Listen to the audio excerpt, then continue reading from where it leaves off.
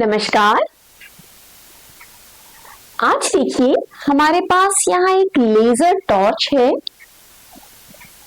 इसे मैंने यहाँ स्टैंड पर लगाया हुआ है और इसकी जो लाइट है वो नीचे यहाँ रखे हुए बीकर के बेस पर पड़ रही है। बीकर के बेस पर मैंने एक ग्राफ शीट चिपकाई हुई है जिसमें मैंने मार्किंग्स की हुई है। इस वक्त जो लेजर की स्पॉट बेस पर पड़ रही है वो 7 मार्क पर पड़ रही है। अब मैं इस बीकर में पानी डालूंगी और हम देखेंगे कि ये जो स्पॉट है वो कितना शिफ्ट होता है।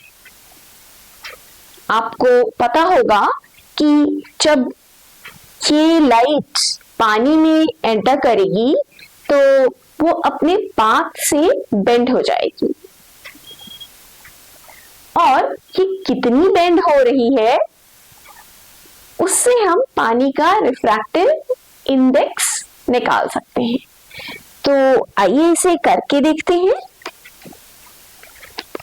मेरे पास यहाँ पानी की बोतल है और इसमें मैं पानी डाल रही हूँ।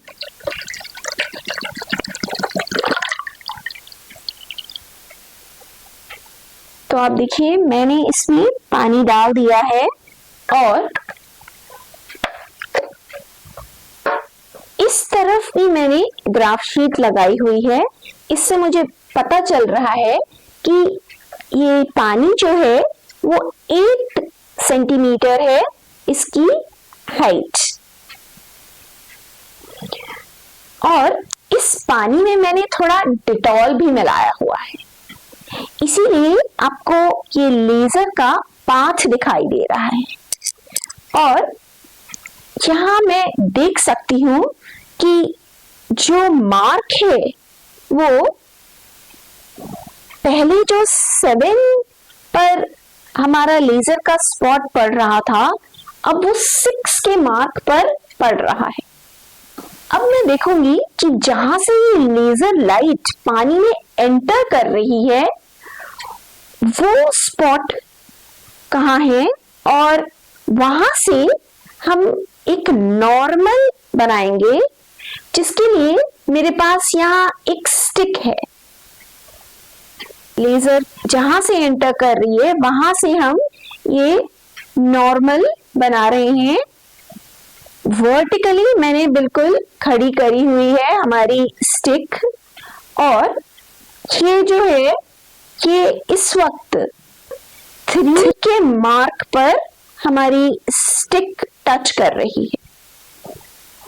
तो आप देखिए जो नॉर्मल है वो 3 के मार्क पर है और जो हमारी लेजर की स्पॉट बेस पर है वो अभी 6 के मार्क पर है।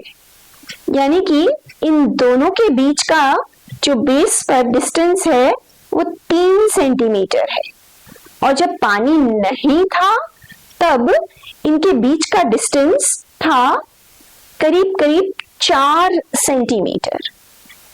अब हम इसकी मदद से पानी का रिफ्रैक्टिव इंडेक्स निकाल सकते हैं। ये हमारा बीकर है। अगर इसमें पानी नहीं डालते तो लेजर की बीम इस तरह से सीधी आ जाती और आई भी थी और ये स्पॉट को हमने लोकेट किया। ये स्पॉट 7 सेंटीमीटर पर था और फिर मैंने इसमें पानी डाला। कितना पानी डाला कि मैंने 8 सेंटीमीटर इसमें पानी डाला। अब पानी होने के कारण से ये जो बीम है वो अपने पाथ से डेविएट हुई और 7 की बजाय अब ये 6 सेंटीमीटर पर आकर के यहाँ ये मैं लिख लेती हूँ।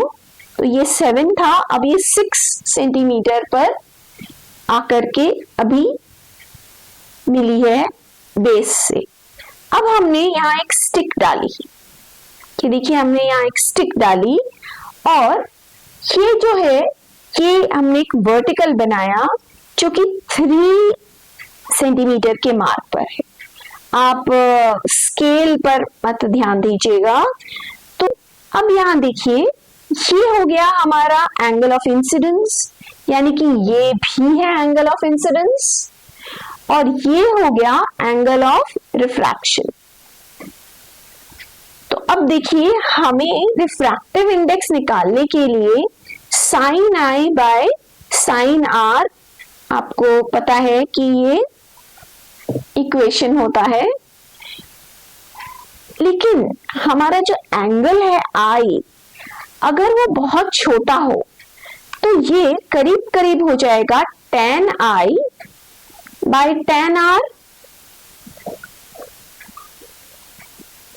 और अब आप देखिए कि tan i कितना होगा, ये जो डिस्टेंस है 4 सेंटीमीटर का बटे ये 8 सेंटीमीटर था हमारा हाइट, तो मैं यहां लिखती हूं 4 बटे 8, और tan r कितना होगा 3, देखिए 6 में से 3 मैंने माइनस किया तो 3 बटे 8, यानी कि ये करीब करीब हमारा म्यू आ गया है 4/3, जो कि आपको पता है कि पानी का रिफ्रैक्टिव इंडेक्स है।